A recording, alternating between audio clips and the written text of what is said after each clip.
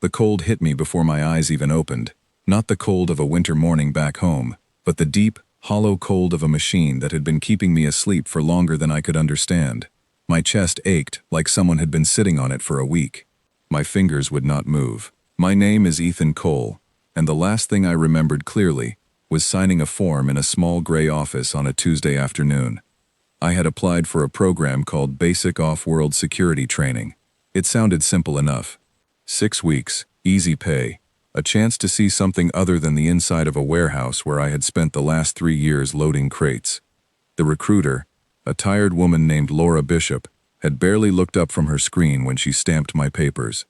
She told me the shuttle would leave in 2 days and that I would be back before the season changed. I believed her. Why would I not? Now, as the pod hissed open and cold mist rolled over my bare feet, I understood that something had gone very wrong. I pulled myself up, my muscles screaming in protest, and looked around. The room I was in did not look like any training facility I had imagined. The walls were a dull metal, scratched and dented in places, as if something heavy had been dragged across them many times. The air smelled strange, sharp and metallic, like the inside of an old battery, and the pods around me, dozens of them, were not built for human bodies. Some were twice the size of mine. Some had strange shapes cut into the glass, built for limbs I did not recognize. I stepped out slowly, my legs shaking, and my bare foot landed in something wet. I looked down. It was only condensation from the pod, nothing more, but my heart was already pounding so hard I could hear it in my ears. A voice came from a speaker somewhere above me, flat and mechanical, speaking in a language I did not know. Then, after a pause, it repeated itself in broken but understandable words. New arrival detected. Proceed to orientation hall. Delay will result in penalty. I did not know what penalty meant in this place, and I did not want to find out. I grabbed a folded set of clothes sitting on a bench nearby, clothes that were clearly not mine, too wide in the shoulders and too long in the arms, but the only thing available. I pulled them on and followed the dim path of lights along the floor, the only guide I had. The hallway stretched longer than any building I had ever walked through. Every few meters, there were doors, thick and reinforced, with small windows built high up on them. High enough that I had to stand on my toes to look through one. When I did, I saw a room filled with strange equipment, weights and bars far larger than anything in a normal gym, made for bodies far larger than mine. I told myself I was still dreaming. I told myself that any second now, someone would shake my shoulder and tell me the transport had landed, and it was time to start my simple, boring training program. But the ache in my legs did not fade like a dream would. The cold air did not soften like sleep. This was real, and I was walking through it alone. The hallway opened into a massive hall, filled with rows of beings unlike anything I had ever seen outside of old films and stories. Some stood over 8 feet tall, their skin plated like armor, catching the light in a dull shine. Others had 4 arms, moving with unsettling coordination, stacking supplies onto a cart. Near the far wall, a group of creatures with sharp, narrow faces and deep-set eyes stood in a tight formation, watching new arrivals like mine, with unreadable expressions. I stopped in the doorway, frozen, feeling smaller than I had ever felt in my life. No one else in that hall looked confused. No one else looked lost. They looked like they belonged there completely, like this place had built them and shaped them their whole lives for this exact moment. I was the only one who looked like I had wandered in from somewhere else entirely, because that was exactly what had happened. A tall figure approached, its skin a deep gray, ridges running down the sides of its face like old scars that had healed into a natural pattern. It held a data pad in one clawed hand and studied me for a long moment before speaking. "You are late for processing," it said, its voice deep and rough, each word carefully shaped as if speaking my language costed effort. Designation. I did not know what to say. "Ethan," I managed. "Ethan Cole." The being tapped something into its pad, frowned, tapped again, and made a low sound in its throat that I could not translate but understood well enough. Confusion. "Species record shows error," it said finally. "You are marked as accepted cadet. Biological classification unclear. Explain." I opened my mouth to explain that I thought I had signed up for something completely different. something small and safe. But before I could get a single word out, another voice cut through the hall, sharp and commanding. No explanations. Processing continues on schedule. Move him through. The gray being looked at me for one more moment, something almost like curiosity flickering across its face, then nodded and gestured for me to follow. I wanted to argue, to demand answers, to ask where exactly I was, and how quickly I could leave. But something about the way every single being in that hall moved with silent, practiced discipline told me that arguing here would get me nowhere good. I followed. The processing station was worse than the hallway. Machines scanned my body from every angle, lights flashing in patterns I did not understand, while my new information was compared against records that clearly did not expect someone like me. Every scan produced another confused pause from the staff running the station, another muttered exchange in a language full of clicks and low tones, another glance in my direction that made my skin crawl. Finally, a small device was pressed against my wrist, and I felt a sharp pinch, followed by a strange warmth spreading up my arm. When I looked down, a thin, glowing band had formed just under my skin, pulsing faintly with a soft blue light. "That is your cadet marker," the gray being explained, noticing my alarm. "It cannot be removed until graduation or termination of enrollment. You are now recognized as a cadet of Kaidun Academy." The name meant nothing to me then. I had never heard it before, but something in the way the being said it, the weight behind those two words, made the hair on the back of my neck rise. "What is Kaidun Academy?" I asked, my voice smaller than I wanted it to be. The being studied me for a long moment, and for the first time, something that might have been pity crossed its face. "You will learn quickly," it said, "or you will not learn at all." I was led through another set of doors into what I can only describe as a barracks built for giants. Rows of sleeping platforms stretched across a room larger than any gymnasium I had ever seen, each one built to a different size and shape depending on the species assigned to it. Most were already occupied by supplies, gear, or the massive forms of cadets resting between sessions. Near the far end, one smaller platform sat empty, clearly meant for whatever was closest to my size that this place had ever encountered. I sat down on the edge of it, my legs finally giving out from exhaustion and shock, and put my head in my hands.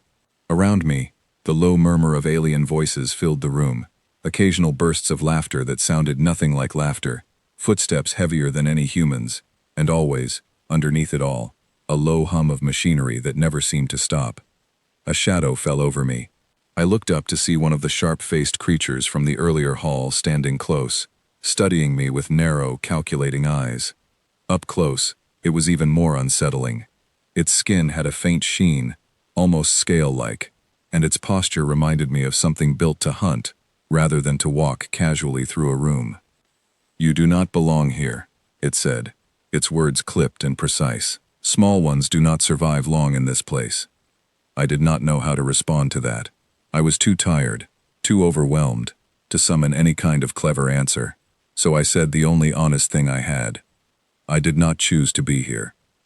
The creature tilted its head slightly, studying me with something between confusion and mild interest, before turning and walking away without another word. I watched it go, my heart still pounding, and I understood then that whatever mistake had brought me to this place, it was not going to be easy to fix, not from the inside, and certainly not tonight. I lay back on the platform, staring up at a ceiling I did not recognize, in a room full of beings who did not know what to make of me, on a world I could not name, having signed up for something I never actually agreed to. Somewhere back home, Laura Bishop was probably filing paperwork without the faintest idea of what had happened to the application she processed. Somewhere back home, life was continuing exactly as it always had, completely unaware that one small clerical mistake had dropped an ordinary man into the middle of a training ground built for the deadliest young warriors the galaxy had ever produced. I did not sleep much that first night. Every sound in that massive room felt like a warning. Every shift of a body on a nearby platform made me tense, waiting for something to happen. But nothing did. The alien cadets around me slept, or rested, or simply lay in silence, seemingly as unaware of me as I desperately wished I could be of them. Morning, if that word even applied on whatever world I was on, arrived with a sudden, blaring alarm that shot through the barracks like a physical force. Every cadet was up and moving within seconds, gathering gear, forming lines near the door, with a discipline that looked almost rehearsed to perfection. I fumbled to my feet, disoriented, and grabbed the nearest bag that had been left near my platform, assuming it was meant for me. A voice called out over the noise, sharp and clear, cutting through the chaos of moving bodies. "New cadet, Cole, report to assessment ring immediately." I felt every eye in that room turn toward me at once. I felt my own name, spoken by something that was not human, in a place that was not built for me. And I understood with sudden and complete clarity that whatever happened next would decide whether I survived this mistake or became another quiet footnote in someone else's records. I straightened my shoulders, took a breath that did nothing to calm the storm inside my chest, and walked toward the door. Whatever Kaidun Academy was, whatever its assessment ring held, I was about to find out. And there was no version of this story where I got to walk away first. Before I reached the ring, though, there was one more stop. A quiet, narrow room just off the main hallway, where a single technician sat behind a low counter, sorting through datapads stacked in uneven piles. The technician looked up as I entered, its 4 eyes blinking in a staggered pattern that I found strangely unsettling, and gestured for me to sit on a low bench across from the counter. "Standard equipment issue before assessment," it said, its voice thin and reedy compared to the deep tones I had heard from the others. "Species designation human, correct." I nodded, unsure what else to say. The technician tapped at its datapad, frowned, tapped again, and finally reached beneath the counter to produce a small satchel filled with basic gear. A short blade, a length of cord, a compact device that looks something like a flashlight, and a thin, flexible sheet of material folded into a tight square. "This is standard issue for all new cadets regardless of species," it explained, sliding the satchel toward me. "Sizing is approximate. Complaints regarding fit are not processed by this station." I almost laughed despite myself, the absurdity of the moment, briefly cutting through the fear that had gripped me since waking up. I took the satchel and thanked the technician, who only blinked at me again, clearly unfamiliar with the gesture, before waving me toward the door without another word. Walking back into the main hallway, satchel slung awkwardly over one shoulder, I passed a wide viewing window that looked out over a lower section of the academy grounds. Through the glass, I caught sight of cadets training in the distance, running drills across open fields, sparring in pairs under the watchful eyes of instructors positioned at regular intervals. Even from this distance, the scale of it all pressed down on me. Rows and rows of beings, each one clearly built for exactly this kind of life, moving with practiced precision that I knew, deep down, I could never fully match. I forced myself to look away and kept walking, following the same dim path of lights that had guided me before, until the corridor opened suddenly into a wide, circular space bathed in harsh overhead light. This, I realized with a tightening in my chest, was the assessment ring itself, and the crowd already gathering along its edges told me clearly that whatever happened here would not happen quietly. The assessment ring turned out to be an open, circular arena carved into the ground floor of the academy, surrounded by stone benches that had clearly been worn smooth by generations of cadets sitting in the same places. Above it, a metal frame held rows of lights and small floating devices that I guessed were recording everything happening below. The air here felt different, charged, like the moment before a storm breaks. I stood at the edge of the ring, still in the oversized clothes I had been given the night before, feeling every part of the wrong size and wrong shape for this place. Around the ring, dozens of cadets had gathered, some standing, some sitting, all of them watching me with the same unreadable curiosity I had seen the night before. None of them looked worried. None of them looked like they expected anything from me except a quick and forgettable defeat. A tall instructor stepped forward, its body covered in dark plating that looked almost like armor grown directly from its skin. Unlike the processing staff from the night before, this one carried itself with obvious authority, its presence alone enough to quiet the murmuring crowd. "I am Instructor Vashtor," it said, its voice carrying easily across the ring without needing to be raised. "Every new cadet completes an assessment before joining a squad. This determines your placement, your rank, and whether the academy considers you worth its resources." I swallowed hard. my mouth completely dry. And if I am not worth it? I asked. Vashtor's eyes, small and dark, fixed on me with something that might have been mild amusement. Then you are removed from the program, it said simply. Painlessly, if that concerns you. That did not make me feel better, but at least it answered one question. Whatever happened here, my life was not on the line in the way I had feared. My place in this academy was. The assessment, Vashtor continued, turning to address the gathered crowd as much as me, will test adaptability, awareness, and problem-solving under pressure. Physical strength is measured, but it is not the deciding factor. Many cadets before you have entered this ring, believing raw power alone would carry them through. Few of them left with high marks. A murmur ran through the crowd at that, and I noticed several of the sharp-faced creatures from the barracks exchange quick sideways glances. Whatever Vashtor had just said clearly meant something to them. Some old lesson learned the hard way, though I had no idea what. The first task, Vashtor announced, was a simple one on paper. A maze of shifting walls would form around me, changing shape every few minutes, and somewhere inside it, a marker would need to be found and returned to the center of the ring. Cadets before me, Vashtor explained, usually relied on brute force, breaking through walls when a path did not appear fast enough. That option, I was warned, would cost me points rather than earn them. I did not have brute force to rely on, even if I wanted it. My only advantage, if I had one at all, was that I had spent years working in tight, cramped storage warehouses back home, learning to read patterns in stacked crates and shifting shelving systems just to get my job done efficiently. It was not glamorous experience, but it was something. The maze began to rise around me, panels sliding up from the ground with a low mechanical groan, forming walls taller than I was. Within seconds, I was standing in a corridor that had not existed a moment before, the open ring completely gone from view. My breathing quickened, but I forced myself to slow it down, to think rather than panic. For a moment, standing alone in that narrow, shifting corridor, I let myself remember exactly why panic would not help me here. Back home, in the warehouse where I had spent so many long, tedious shifts, I had learned early on that rushing through unfamiliar storage sections only ever led to mistakes, misplaced crates, wasted hours correcting errors that careful attention could have avoided entirely. This maze, for all its strangeness, was still just another space built with logic underneath its confusion. And logic, I reminded myself firmly, was something I understood. A low groan echoed somewhere behind me, and a section of wall shifted several feet to my left, closing off the path I had originally intended to take. I did not let it rattle me.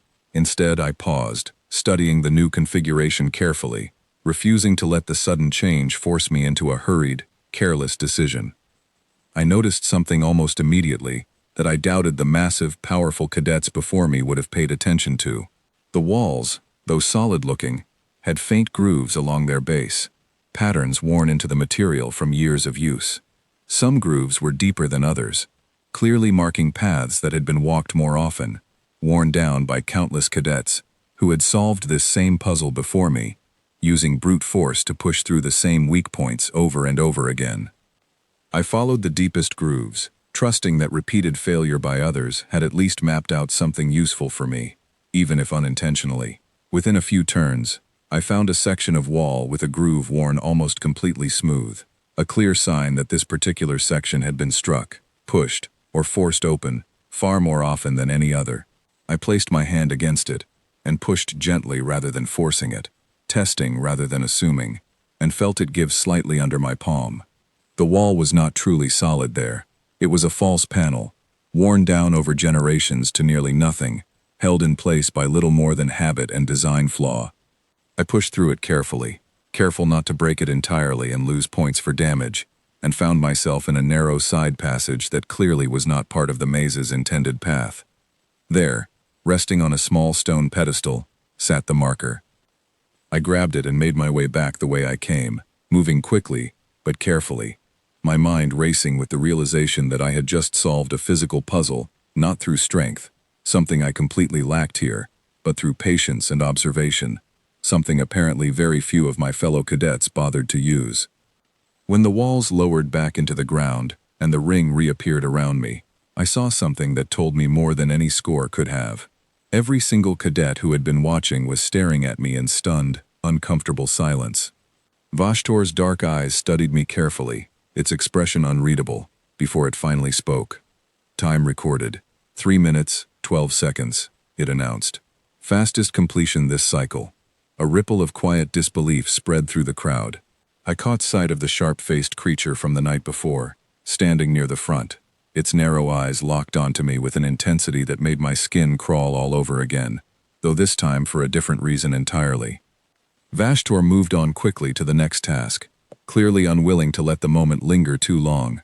The next test involved reflexes, a simple but demanding exercise where a series of targets would light up in random order around the ring, and I would need to strike each one before it faded.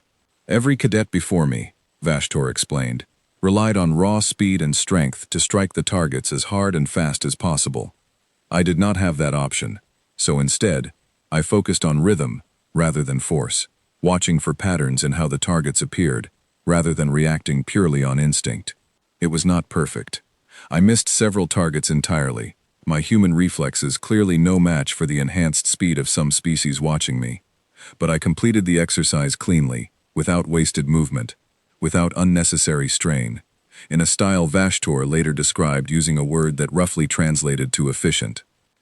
By the time the assessment ended, I was exhausted in a way I had never experienced before, a bone-deep tiredness that came not from physical exertion alone, but from hours of constant, high-pressure thinking under the watchful eyes of beings who had spent their entire lives training for exactly this moment. I sat on the edge of the ring, my legs shaking, unsure whether I had done well or simply survived. Vashtor approached me directly, something it had not done with any other cadet that day as far as I had seen.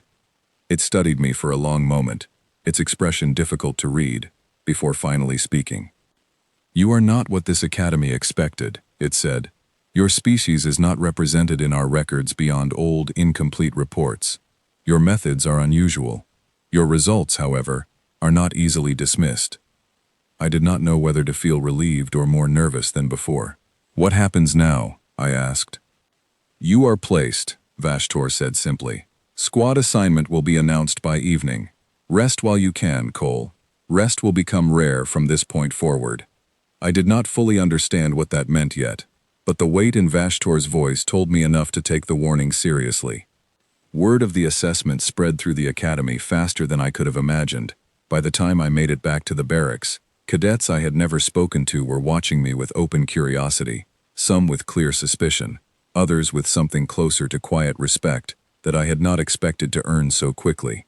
The sharp-faced creature from earlier approached me again, this time saying nothing at first, simply studying me for a long, uncomfortable moment. "You solved the maze without force," it finally said, its tone carrying something between disbelief and reluctant acknowledgement. "That has not happened in many cycles. I did not have force to use," I admitted honestly, "so I used what I had instead." The creature tilted its head again, that same strange gesture I had seen before, and for the first time, it did not walk away immediately. It stood there a moment longer, studying me as if trying to solve a puzzle of its own, before finally speaking again. "My designation is Kessa," it said. "Rank Cadet, Hunting Lineage. I have never encountered a species that thinks the way you do." "I am Ethan," I replied, offering the only introduction I had. "And honestly, Kessa, neither have I." For the first time since arriving in this strange, overwhelming place, something that was not fear settled into my chest, small and fragile, but real. Perhaps I would not last long here. Perhaps this entire situation would resolve itself the moment someone back home noticed the paperwork error and pulled me out. But for now, in this moment, surrounded by beings who did not understand me, and whom I did not understand in return, I had done something none of them expected. I had survived the first test, not through strength, but through simply thinking differently than everyone around me. And judging by the look in Kessa's eyes, that difference was not going unnoticed. That evening, as promised, squad assignments were announced across the academy, through a system of speakers built into every hallway and barracks room. I sat on the edge of my platform, listening carefully as name after name was called, species after species assigned to their respective training groups. My own name came near the end of the list, spoken clearly, and without hesitation, despite the obvious confusion it had caused only a day before. Cole, Ethan, assigned Squad 7, report for training at first light. I did not know what Squad 7 meant, or who else had been assigned to it, or what kind of training awaited me beyond the vague, ominous warnings I had already received. But I understood one thing clearly as I lay back on my platform that night, staring up at the same unfamiliar ceiling from before. Whatever mistake had brought me to Kaidun Academy, it was no longer simply a mistake to be corrected. It had become something I would need to face head-on, one test at a time, whether I was ready for it or not. The following morning, before Squad 7 gathered for the first time, I found a quiet moment to sit alone near a narrow window overlooking the academy's outer wall. From there, I could see the horizon stretching out beyond the training grounds, a strange, orange-colored sky meeting distant mountains that looked nothing like anything back home. For a brief moment, the sheer scale of how far I was from everything familiar hit me all over again, and I let myself feel it fully, the ache of it settling deep in my chest. I thought about Laura Bishop, sitting in her small gray office, completely unaware that the man she had processed only days earlier was now standing on a world she likely could not name, enrolled in a training program built for beings who could tear through solid metal with their bare hands. I thought about Oliver Grant, a friend from the warehouse who had joked, the last time we spoke, that I would probably end up bored out of my mind on some backwater training post, complaining about the food. I almost laughed at the memory, the absurd distance between his joke and my actual reality, settling over me like a strange, heavy blanket. But dwelling on home, I understood quickly, would not help me survive whatever came next. I forced myself back onto my feet, gathered my satchel of gear, and made my way toward the lower grounds, where my new squad and my new life, whether I had chosen it or not, were waiting. Squad 7 trained in a section of the academy known as the lower grounds, a vast open field surrounded by tall rock formations that had clearly been shaped by machines rather than nature. When I arrived at first light, or whatever counted as morning on this world, I found 6 other cadets already waiting, each one studying me with the same mixture of confusion and doubt I had grown used to seeing. Kessa stood among them, arms crossed, watching me approach with an expression I could not quite place. Beside her stood a massive creature, covered in thick, plated scales, easily the largest cadet I had seen so far, its presence alone enough to make the ground feel smaller beneath my feet. The others rounded out the group, each one different in shape and size, but all of them clearly built, in one way or another, for combat. Our squad leader arrived moments later, an older cadet named Draxil, whose reputation, I would soon learn, was well known throughout the academy. Draxil was not the largest or most physically imposing being I had encountered, but something about the way every other cadet straightened when he approached told me his authority came from somewhere other than size alone. "New addition," Draxil said, studying me with sharp, calculating eyes. "The assessment scores mention unusual methods. I do not care about methods. I care about results. Today, results will be tested through the trial ground." I did not like the sound of that phrase, trial ground, especially not after the warnings Vashtor had given me the day before. Draxil explained quickly, without wasting time on unnecessary detail, that the trial ground was a controlled combat exercise designed to test coordination, strategy, and adaptability under real pressure. Unlike the assessment ring, this exercise involved direct confrontation between cadets, though carefully monitored to prevent serious harm. "Safety measures exist," Draxil continued, noticing the concern I could not quite hide. "Full injury is not the goal. Failure, however, carries its own consequences. Squad 7 has not lost a single trial ground exercise in 6 cycles. That record will not break today." The pressure of that statement settled over the group immediately, and I felt every eye once again turned toward me, the obvious weak link in an otherwise proven team. I did not blame them for their doubt. If our positions were reversed, I would have felt exactly the same way. The trial ground itself turned out to be a massive obstacle course built into the rocky terrain, filled with moving barriers, timed challenges, and, most concerning of all, opposing squads made up of cadets from other academy groups, each one just as determined to succeed as we were. "The objective," Draxil explained, Was simple in concept but difficult in execution. Reach the central marker at the far end of the course, before any opposing squad managed to do the same, while avoiding elimination along the way. Elimination, I quickly learned, meant being tagged by a marking device carried by opposing cadets, a harmless but humiliating mark that immediately removed a cadet from the exercise. It was combat without true danger, structured specifically to test decision-making under pressure rather than raw physical dominance, though the physical demands were still far beyond anything I had ever experienced.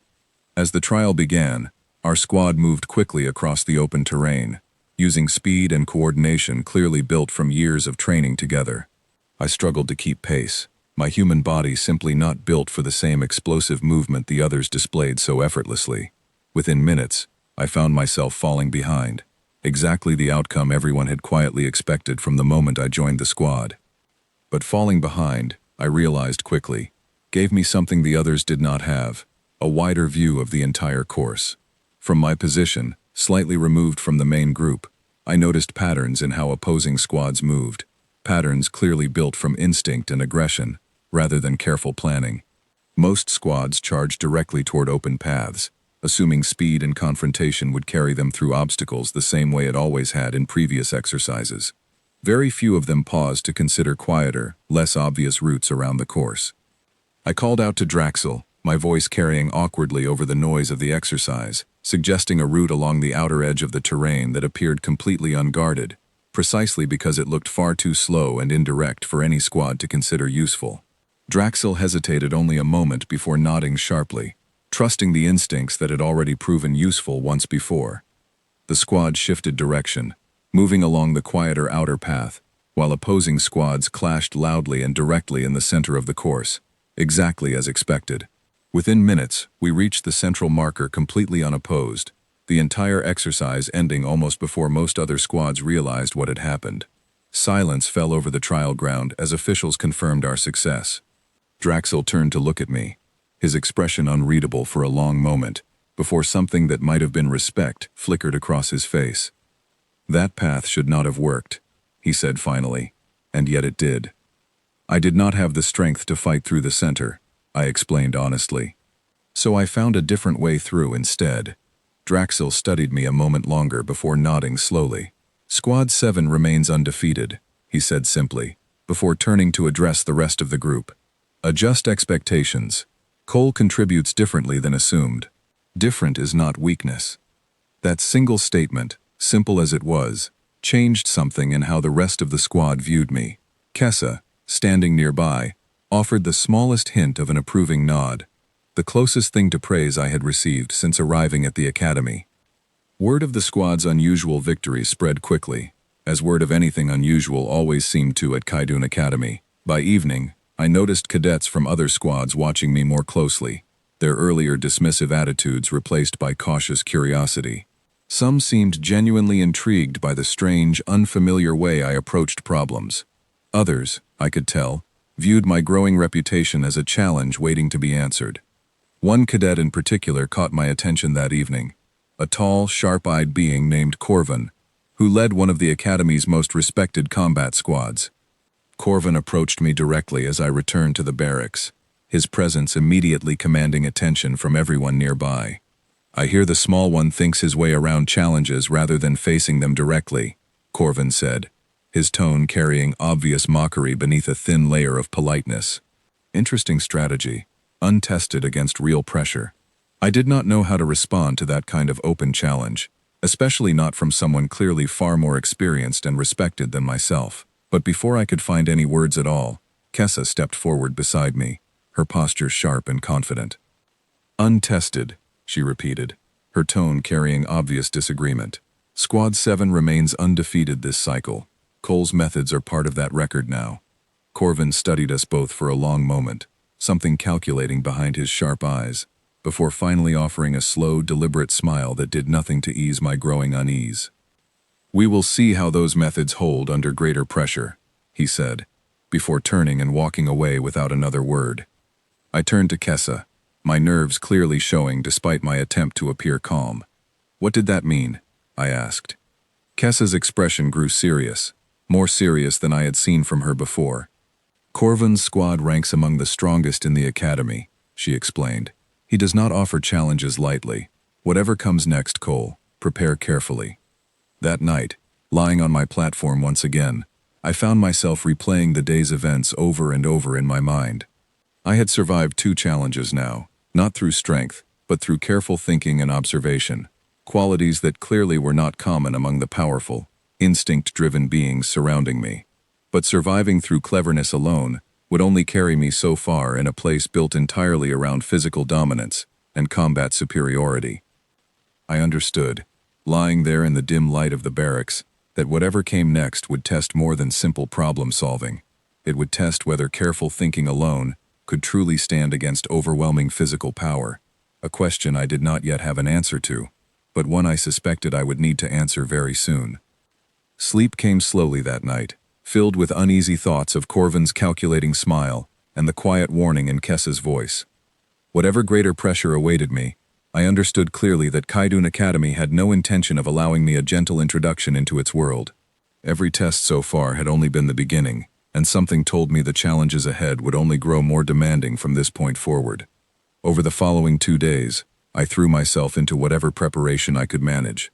Braxis, the massive plated cadet from my squad, surprised me one afternoon by offering to spar with me during a quiet training session, moving slowly and carefully despite his overwhelming size, clearly trying to teach me something about balance and footwork rather than simply overpowering me for sport. I stumbled through the exercise clumsily at first, but by the end of the session, I understood a little better how to use my smaller frame to slip past a larger opponent, rather than meet them directly. Kessa, for her part, spent an evening walking me through the layout of the central arena from memory, describing sections of terrain she remembered from watching previous exercises there. Her knowledge proved far more valuable than I expected, and I found myself grateful, in a way I had not anticipated, for the strange, cautious friendship forming between us despite how different we were. Draxil watched all of this quietly, saying little, though I caught him observing our preparations with an expression that seemed, more and more, to carry something like quiet approval. Whatever this squad had expected when I first joined them, it was clear now that they had decided, in their own way, that I was worth the effort of preparing properly, rather than simply writing off as a liability. Corvin did not waste time. 2 days after his warning in the barracks, an announcement echoed through the academy speakers, calling Squad 7 to a special exercise against Corvin's squad, a direct confrontation exercise rarely requested outside of official tournament season. Draxil received the news with quiet calm, though I noticed a slight tension in his shoulders that had not been there before. "This is not a normal request," Draxil explained to us that evening, gathering the squad together in a quiet corner of the barracks. "Corvin's squad ranks among the top 3 combat groups this cycle. A direct challenge like this carries weight beyond simple training. Reputation, standing, future placement, all of it depends on results like this." I felt the weight of that statement settle over the group, and once again, felt every eye shift briefly in my direction. I understood without needing to be told that my presence in this exercise was the real reason behind Corvin's challenge. He wanted to prove that whatever unusual success I had found so far was simply luck, easily corrected under real pressure from a squad built specifically to dominate. The exercise, Draxil explained, would take place in the Academy's central arena, a much larger and more elaborate battleground than the trial grounds we had trained on before, filled with shifting terrain, environmental hazards, and far stricter rules regarding elimination. Unlike our previous exercise, this would be broadcast to the entire academy, watched by instructors, staff, and cadets alike. I did not sleep well that night, my mind racing through every possible scenario, searching desperately for some advantage I could bring to a fight that seemed, on the surface, completely stacked against me.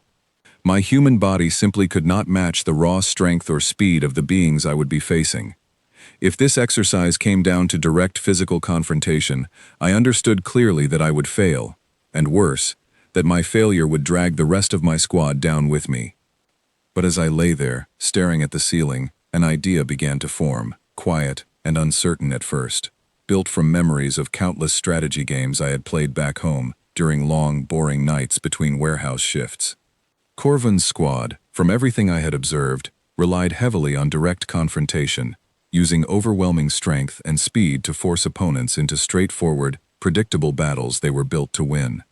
If I could not match their strength, perhaps I could disrupt their strategy instead. The next morning, I approached Draxil quietly, before the rest of the squad had gathered, and explained my idea as clearly as I could. Rather than meeting Corvin's squad head-on, matching strength against strength exactly as they expected, our squad could instead use the arena's shifting terrain and environmental hazards to control the pace of the confrontation, forcing them to adapt to conditions they had not prepared for. Draxil listened carefully, his expression unreadable for a long moment before he finally spoke. "This is a significant risk, Cole," he said. "If it fails, the squad's reputation suffers greatly. But our current approach guarantees a difficult, costly confrontation regardless. Explain the plan fully." I laid out the details as clearly as I could, drawing on the little I understood of the arena's layout from watching previous exercises. If we use the terrain's natural cover and environmental triggers to separate Corvin's squad, forcing them into smaller groups rather than one overwhelming unit, our own squad's coordination and adaptability could turn the confrontation into something closer to a series of smaller, more manageable challenges rather than one direct clash of strength. Draxil considered the plan carefully before gathering the rest of the squad and explaining the strategy in full. Kessa, listening intently, nodded slowly as the plan took shape.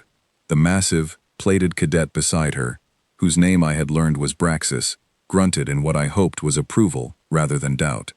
"This plan depends heavily on precise timing," Draxil warned. "Any failure in coordination risks the entire exercise collapsing into exactly the kind of direct confrontation we are trying to avoid."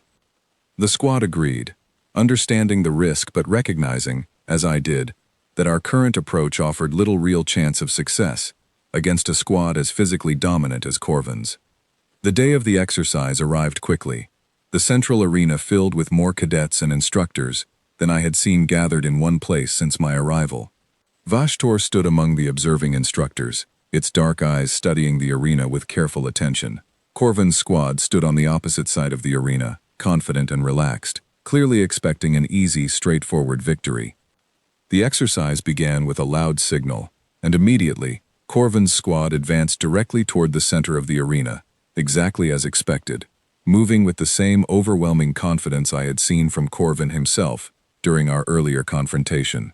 Our squad, however, held back, using the arena's natural terrain to remain hidden from immediate view. As Corvin's squad advanced further, I signaled quietly to Draxil, pointing toward a section of unstable terrain built into the arena floor, an environmental hazard designed to shift and collapse under sufficient weight. Corvin's squad, moving quickly and confidently, was heading directly toward it without realizing the danger. Draxil gave the signal, and our squad triggered the hazard remotely, using a control mechanism built into the arena for exactly this purpose. The ground beneath Corvin's squad shifted suddenly, splitting their formation into smaller, disorganized groups exactly as we had hoped.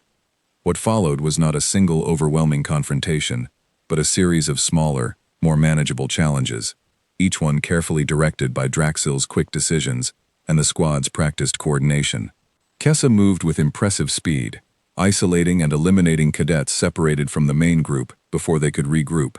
Braxis used his considerable strength to hold key positions, preventing Corvin's remaining cadets from reuniting into a single, overwhelming force.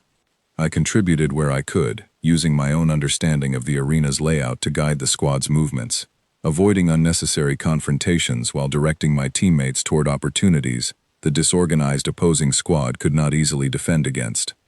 Corvin, clearly frustrated by the unexpected turn of events, attempted to rally his remaining cadets into a direct counterattack, but the damage to his squad's coordination had already been done. Within minutes, our squad had eliminated enough of Corvin's cadets to secure a clear and decisive victory, the central marker reached without a single member of Squad 7 being eliminated. Silence fell over the arena as officials confirmed the results, the unexpected outcome clearly catching everyone, instructors included, completely off guard. Corvin stood at the edge of the arena, his earlier confidence replaced by something closer to disbelief, his sharp eyes locked onto me with an intensity that made my skin crawl once again. "This was not strength against strength," he said finally, his voice carrying clearly across the now silent arena. This was something else entirely. Draxil stepped forward calmly, his expression carrying quiet satisfaction, rather than open pride. "Strategy," he said simply. "A quality this academy claims to value, though rarely tests as directly as strength alone." Corvin said nothing further, turning instead to address his own squad quietly, before leaving the arena, his earlier confidence visibly shaken. I understood, watching him go, that whatever respect I had gained through this exercise came paired with something far more dangerous, a wounded pride from one of the Academy's most respected cadets, someone unlikely to simply accept defeat without eventually seeking some form of response. Vashtor approached our squad following the exercise, its dark eyes studying me with obvious interest. "Unconventional," it said simply. "Effective. This academy will be watching your progress closely from this point forward, Cole." I did not know whether that statement was meant as praise, warning, or perhaps some combination of both. But as I made my way back to the barracks that evening, surrounded by a squad that now seemed to view me with genuine, if cautious respect, I understood clearly that whatever had brought me to Kaidun Academy, I was no longer simply surviving here by accident. I was beginning, slowly and carefully, to actually belong. That night, Draxil called the squad together one final time, before releasing everyone to rest. He did not offer a long speech, only a brief, measured statement that stayed with me far longer than I expected it to. "A squad succeeds when it stops asking whether a member fits the mold," he said, looking around at each of us in turn. "It succeeds when it starts asking what each member offers that no one else can. Cole offered something today none of us could have provided alone. Remember that lesson well." Braxis grunted his agreement. A sound I had learned by now meant genuine respect rather than mere acknowledgement. Kessa said nothing, but the small nod she gave me as the squad dispersed for the evening carried more weight than words could have managed. I lay awake a while longer that night, turning the day's events over in my mind, still hardly believing that a plan built from nothing more than careful observation and quiet timing had actually worked against a squad as formidable as Corvin's.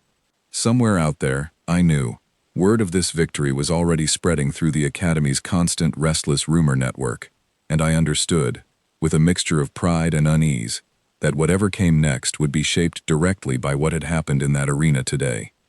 The days following the exercise against Corvin's squad passed in a strange, uneasy calm.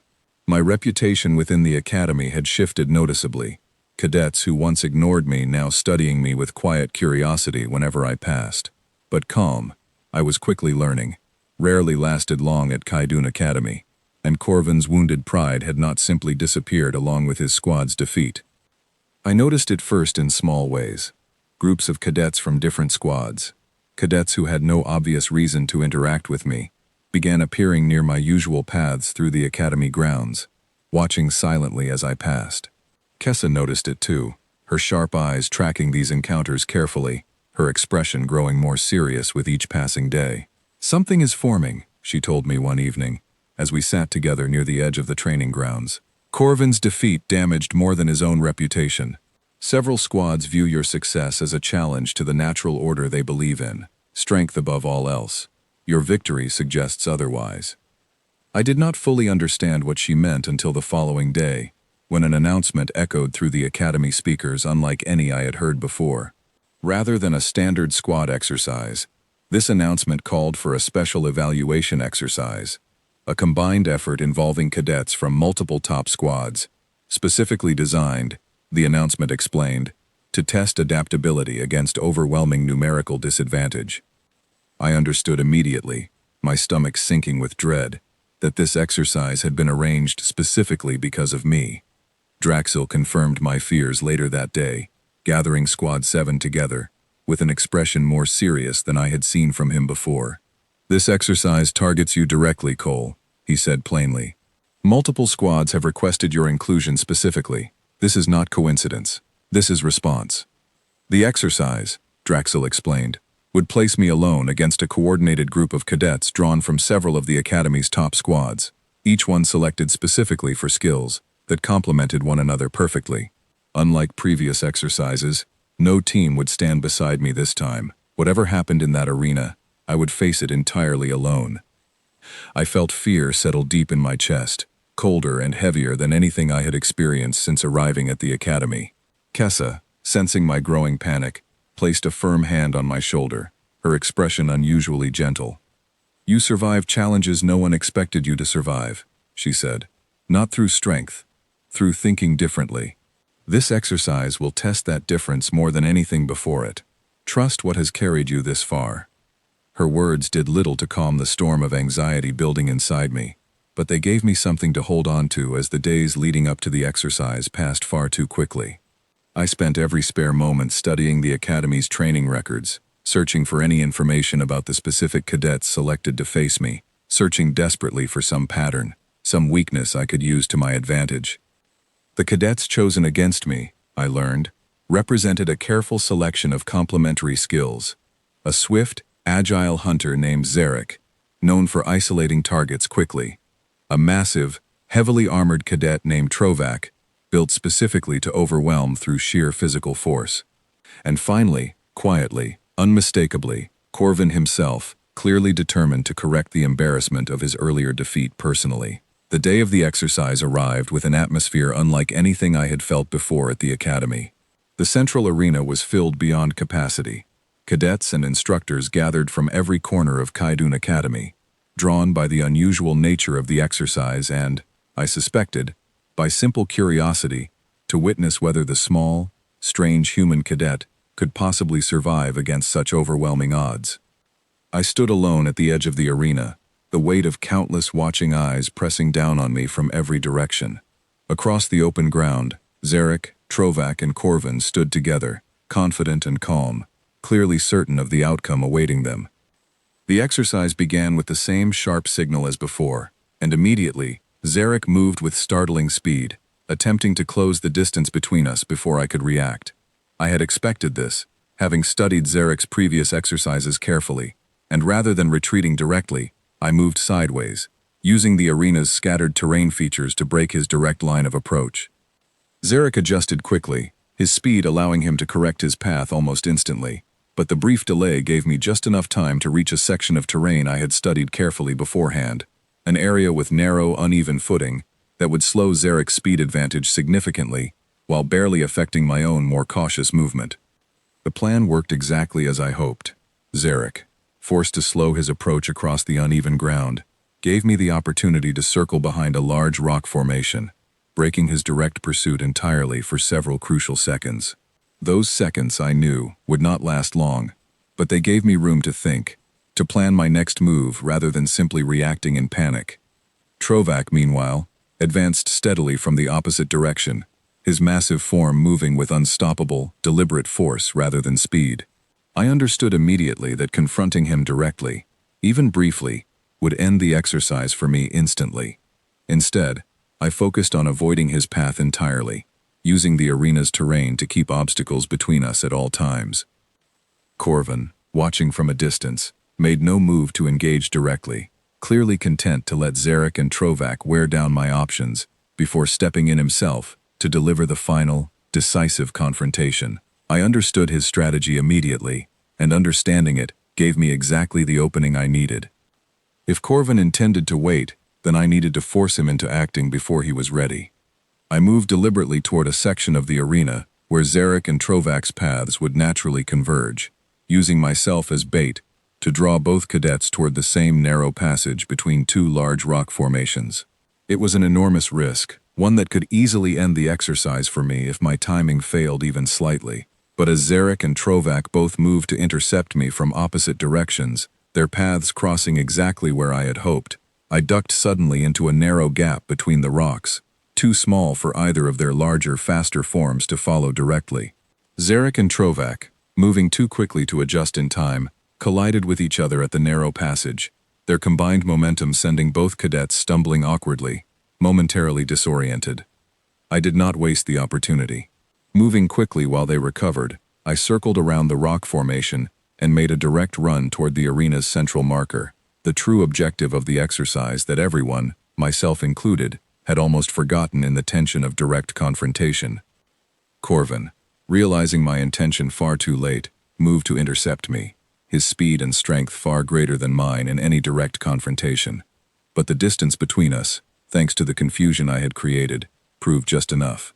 I reached the central marker moments before Corvin could close the gap entirely, the exercise ending in a result no one, myself included, had truly expected. Silence fell over the packed arena, heavier and more complete than I had ever experienced before. Corvin stood frozen at the edge of the marker, his expression carrying something far deeper than simple disbelief. Zarek and Trovak, still recovering from their earlier collision, stared at me with expressions I could not fully read. Vashtor stepped forward from among the observing instructors, its dark eyes studying me with open, undisguised interest. Alone against 3 of this academy's most capable cadets, it said slowly, and yet the marker was reached. I stood there, exhausted and shaking, barely able to process what had just happened myself. I did not defeat them, I said honestly, still catching my breath. I only avoided being defeated long enough to reach the marker first. Vashtor's expression shifted slightly, something that might have been the beginning of genuine respect. That distinction, it said, matters far less than the result, Cole. Survival through adaptation. This academy has not seen its equal in many cycles. Corvin, still standing near the marker, finally spoke, his voice carrying none of its earlier arrogance. This was not luck, he said quietly, more to himself than to me. This was something this academy has never properly measured before. Zarek approached slowly a moment later, his earlier speed and confidence replaced by something far more cautious. He studied me for a long moment, his sharp features unreadable, before finally speaking, his voice quieter than I had expected. I have never been outpaced by a slower opponent before, he admitted. Not through speed, through knowing exactly where I would be before I did. I did not have a strong answer for that, still catching my breath from the exertion of the exercise. I only guessed, I said honestly, and I got fortunate that the guess was right. Zarek studied me a moment longer, before offering a slow, measured nod, something that felt, despite his earlier hostility, almost like respect. Fortune favors those who prepare for it, he said finally, before turning and walking away without further comment, leaving me standing there both relieved and strangely unsettled by the exchange. I did not respond, too exhausted and overwhelmed to find any words worth offering. But as I made my way slowly back through the crowd of watching cadets, their expressions now carrying something far different than the doubt and dismissal I had grown used to since my arrival, I understood clearly that whatever Kaidun Academy had expected from me, when this mistake first placed me within its walls, I had just proven, decisively and publicly, that expectation had been wrong from the very beginning. Kessa found me later that evening, sitting alone near the edge of the training grounds, still turning the exercise over in my mind again and again. She sat down beside me quietly, saying nothing for a long moment before finally speaking. 3 of the Academy's strongest cadets, sent against you alone, she said softly, and you did not defeat them through strength, because you never could have. You defeated their strategy instead. That is a harder skill to teach than strength ever was, Cole, and a far harder one to counter. I did not have a good response to that, still too exhausted and overwhelmed to fully process what had happened. Instead, I simply sat with her in silence, grateful for the quiet company after such an intense and draining day. Around us, the academy continued its usual rhythm, distant sounds of training drills and quiet conversation drifting across the grounds, utterly unaware that somewhere in the administration wing, my file was already being pulled and reviewed by eyes far more senior than any instructor I had encountered so far. The exercise against Zarek, Trovak, and Corvin changed something within Kaidun Academy, far beyond my own personal standing. Within days, word of the confrontation had spread beyond the academy grounds entirely, reaching instructors, administrators, and, I would soon learn, officials far above anything I had previously imagined existed within this strange, sprawling institution. I was summoned, only a week after the exercise, to a section of the academy I had never seen before, a quiet administrative wing, far removed from the noise and constant activity of the training grounds. Draxel accompanied me partway, his expression carefully neutral, though I could tell even he was uncertain what awaited me beyond those quiet, unfamiliar doors. This is Administrator Osver's domain, he explained quietly as we walked. Very few cadets are summoned here directly. Whatever this concerns, Cole, It carries weight far beyond simple squad standings. I entered the administrator's chamber alone, my nerves stretched thin with uncertainty. The room was surprisingly simple, free of the elaborate displays and technology I had grown used to seeing throughout the academy. Administrator Osfair sat behind a plain desk, an older being whose species I did not recognize, its skin pale and marked with deep lines that suggested significant age, its eyes sharp and calculating despite its otherwise calm, measured demeanor. "Ethan Cole," Osfair said, its voice quiet but carrying an unmistakable authority. "Your presence within this academy began as an error. I am certain you are aware of this by now." I nodded carefully, unsure exactly where this conversation was heading. "I never intended to be here," I admitted honestly. "A mistake sent me instead of the program I actually signed up for." Osfair studied me for a long, quiet moment before responding. "Errors happen rarely within our systems," it said. "When they do, correction follows swiftly. Your continued presence here, however, was not accidental oversight. It was deliberate choice." That statement caught me completely off guard. "I do not understand," I said honestly. Osfair leaned forward slightly, its sharp eyes studying me with obvious, calculated interest. "Your species remains largely unknown to this academy, and indeed, to much of the wider galactic community beyond limited, incomplete records," it explained. "What little information exists suggests capabilities significantly different from every species this academy has trained before. Your recent performance confirms this difference far more clearly than any previous record could." I felt a chill settle over me as the administrator's words sank in fully. "You kept me here on purpose," I said slowly, "to study what I could do." Osfair did not deny it. "Kaidun Academy trains warriors from countless species across known space," it said instead. "Each species brings unique strengths, unique limitations. Strength, speed, coordination, instinct. These qualities are well understood, carefully measured across generations of previous cadets. Your species offers something this academy has rarely encountered so clearly: adaptability beyond simple physical capability, strategic thinking under conditions designed specifically to discourage it." I did not know how to feel about being studied so deliberately, my presence here treated not as a mistake to correct, but as an opportunity too valuable to waste. Part of me wanted to be angry, to demand immediate release from a situation I had never agreed to, but another part of me, quieter and more curious, wanted to understand exactly what this meant for my future within these walls. "What happens now?" I finally asked. Osfair's expression shifted slightly, something that might have been the beginning of genuine respect crossing its otherwise carefully controlled features. "You remain enrolled," it said simply. "Your performance thus far justifies continued observation.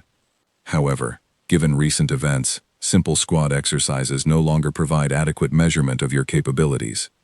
I felt my stomach tighten with sudden apprehension. "What does that mean exactly?" I asked. "A final evaluation exercise," Osfair explained. "Kaidun Academy's highest tier assessment, reserved traditionally for graduating cadets nearing completion of their full training cycle. Given your unusual circumstances, the Academy Council has authorized early access to this evaluation, specifically to determine your true potential compared against this institution's most capable graduating cadets." The weight of that statement settled over me heavily. "I am not ready for something like that," I admitted honestly, my voice smaller than I wanted it to be. Osfair studied me for a long, quiet moment before responding. "Readiness, Cole," it said finally, "has rarely determined outcomes within this academy's history. Adaptation under unprepared circumstances defines true capability far more accurately than comfortable preparation ever could. This evaluation will occur in 3 days. Prepare as best you are able within that time." I left the administrator's chamber in a daze, the weight of everything I had just learned pressing down on me with each step back toward the training grounds. Draxil waited nearby, his expression carefully neutral until he saw my face, at which point his composure shifted noticeably. "What happened?" he asked immediately. I explained everything as clearly as I could manage, my voice still carrying the shock of the administrator's revelations. Draxil listened carefully, his expression growing more serious with each detail, until finally he spoke, his voice carrying quiet, measured concern. "The final evaluation," he said slowly, tests far more than strategy or adaptability alone. It measures composure under conditions specifically designed to overwhelm every advantage a cadet believes they possess. Physical, mental, emotional, every aspect of capability faces examination simultaneously. I do not know if I can survive something like that, I admitted, the fear I had been holding back finally breaking through. Draxil placed a firm hand on my shoulder, his expression softening slightly from its usual controlled discipline. You have survived challenges this academy did not believe possible for someone of your capabilities, he said firmly. Not through matching strength against strength, but through understanding situations differently than those around you. That capability has not disappeared, Cole. Trust it now more than ever. Kessa joined us shortly after, having clearly heard news of the summons through channels I did not fully understand. Her expression, usually calm and calculating, carried something closer to genuine worry as she listened to the details I shared. 3 days is not enough time to prepare fully for something like this, she said honestly, but it may be enough time to prepare your mind for what matters most. This evaluation will attempt to break your composure before it tests your strategy. Do not let it succeed at the first task, before the second ever begins. Her words carried a weight I did not fully understand until later, but I held on to them carefully over the following days, using every spare moment to steady my thoughts, rather than simply gather information I suspected would prove far less useful than simple, calm composure.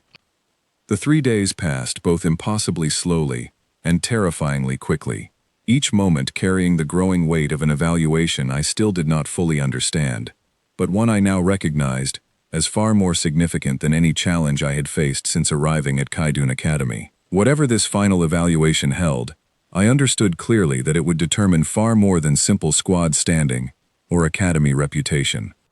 It would determine, in ways I was only beginning to fully grasp, exactly how the wider galaxy beyond these walls would come to understand a species they had barely encountered before, judged entirely through the actions of one ordinary man who had never intended to be here at all. On the evening before the evaluation, Draxil found me alone near the barracks entrance, staring out at the training grounds one final time before whatever awaited me the next morning. He did not say much, only stood beside me quietly for a while, the same calm, steady presence he had offered since the very first day I joined his squad. Whatever happens tomorrow, he finally said, this squad does not measure your worth by the outcome of one evaluation. You have already proven what matters most. The rest is simply this academy catching up to a truth we recognized in you long ago. I thanked him quietly, grateful for words I had not realized I needed to hear until that exact moment.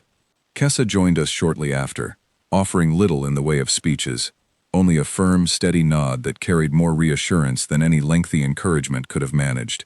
Even Braxis, usually silent and reserved, offered a low, rumbling sound of support before turning back toward the barracks for the night. I did not sleep well, my mind racing through every possible scenario the next day might bring, but I held on to the quiet confidence my squad had given me, carrying it with me as the first light of morning finally broke across the academy grounds. The morning of the final evaluation arrived with a stillness across the academy, unlike anything I had felt before. No announcements blared through the speakers. No crowds gathered early near the training grounds. Instead, a quiet escort arrived at my barracks, leading me silently through corridors I had never seen, deeper into the academy than any previous exercise had taken me. The evaluation chamber, when I finally reached it, looked nothing like the arenas or trial grounds I had grown used to. It was a vast, enclosed space, its walls lined with shifting panels of dark material that seemed to absorb light rather than reflect it. Administrator Osver stood waiting near the entrance, along with Vashtor and several other instructors I recognized from various exercises throughout my time at the academy. This evaluation differs fundamentally from previous exercises, Osver explained calmly, as I approached. There is no opposing squad, no direct combat, no clear objective marker to reach. Instead, this chamber will present a series of unpredictable scenarios, each one designed to test composure, adaptability, and decision-making, under conditions with no clear pattern to rely upon. I nodded, my throat too dry to manage words, and stepped into the chamber as the heavy doors sealed shut behind me, with a quiet, final sound that echoed louder in my mind than it likely did in reality. The chamber shifted almost immediately, its dark walls dissolving into an environment that looked remarkably like a dense, unfamiliar forest, though I understood clearly that everything around me was some form of advanced projection rather than physical reality. Still, the sensation felt startlingly real, the air itself seeming to shift in temperature and scent to match the illusion perfectly. A voice, calm and impartial, echoed through the space, though I could not identify its source. "Scenario 1, it announced. "Navigate to the marked location within the allotted time. Environmental conditions will change without warning." I moved forward carefully, my senses on high alert, watching for any sign of the sudden changes I had been warned about. The forest around me shifted subtly as I walked, shadows lengthening unnaturally, sounds echoing from directions that made little logical sense. I forced myself to remain calm, focusing on the practical skills I had relied upon throughout my time at the academy, rather than allowing the strange, disorienting environment to overwhelm my thinking. Halfway through the scenario, the environment shifted suddenly and dramatically, the forest floor beneath me seeming to tilt at an impossible angle, while the sky above darkened rapidly into something resembling a violent storm. I recognized immediately that this was not truly happening, that the chamber was testing my ability to remain composed despite sensory information telling me otherwise. I closed my eyes briefly, grounding myself in the simple, physical reality of my own breathing and the solid, unchanged surface actually beneath my feet, before opening them again and continuing forward despite the chaotic visual distortion surrounding me. The scenario ended moments later, the marked location reached, despite the disorienting conditions designed specifically to prevent exactly that outcome. "Scenario 1 complete," the impartial voice announced. Proceeding to Scenario 2. The environment shifted again, this time transforming into something resembling a crowded, unfamiliar marketplace, filled with countless figures moving in complex, unpredictable patterns. "Scenario 2, the voice explained, required identifying a single specific marker hidden somewhere among the chaotic crowd within a limited time frame, testing focus and pattern recognition under conditions of significant sensory overload. I moved through the illusion carefully, forcing myself to filter out the overwhelming noise and movement surrounding me, focusing instead on small, consistent details that seemed slightly out of place within the otherwise convincing illusion. It took longer than the first scenario, my frustration growing steadily as the time frame ticked closer toward its limit, but eventually, I noticed a subtle inconsistency, a figure standing perfectly still amid the otherwise constant movement surrounding it. I moved toward it quickly, confirming my suspicion correctly, as the figure dissolved into the evaluation's marked completion signal, the scenario ending just as the time frame reached its final moments. The evaluation continued through several more scenarios, each one testing different aspects of composure and adaptability under increasingly strange and disorienting conditions. Some tested patience, forcing me to wait through long stretches of uncertainty without clear direction. Others tested quick decision-making, presenting sudden, unexpected choices with limited information to guide my reasoning. Throughout each scenario, I found myself relying less on specific strategies and more on the simple, steady composure Kessa had encouraged me to develop over the preceding days. Rather than panicking at each unexpected shift, I focused on remaining calm long enough to observe, understand, and respond thoughtfully, exactly the approach that had carried me successfully through every previous challenge since my arrival at the academy. The final scenario, when it finally arrived, differed noticeably from everything before it. The environment shifted into something far simpler, a plain, open space with no obstacles, no crowds, no complex terrain to navigate. Instead, a single figure appeared before me, its form shifting unnaturally between the various cadets and instructors I had encountered throughout my time at the academy, its voice calm and impartial despite the constantly shifting appearance. "Final scenario," it announced. "No physical challenge remains. Explain honestly why you continued forward through each previous scenario despite uncertainty and discomfort." The question caught me completely off guard, its simplicity feeling almost more challenging than any of the physical or mental obstacles I had faced throughout the entire evaluation. I considered my answer carefully before finally speaking, my voice steady despite the strange, shifting figure watching me closely. I continued, because stopping would not have solved anything, I said honestly. Whatever this academy expected from me, whatever mistake brought me here in the first place, I understood early on that the only way forward was to keep trying, to keep thinking through problems, rather than letting fear or uncertainty stop me completely. I am not the strongest cadet this academy has trained. I never will be. But I can think clearly even when things do not make sense. And so far, that has been enough. The figure before me remained silent for a long moment, its shifting form finally settling into a calm, neutral shape that I did not recognize from any previous encounter. Evaluation complete, it finally announced. Composure and adaptability confirmed, under maximum designed uncertainty. The chamber dissolved around me, its dark walls and shifting projections fading back into simple, solid reality. Administrator Osfer, Vashtor, and the gathered instructors stood waiting exactly where I had left them, their expressions carrying something I had not seen from any of them before: quiet, genuine respect. You have completed an evaluation. Few cadets, regardless of species, successfully finish without significant failure, Osfer said, its voice carrying obvious weight.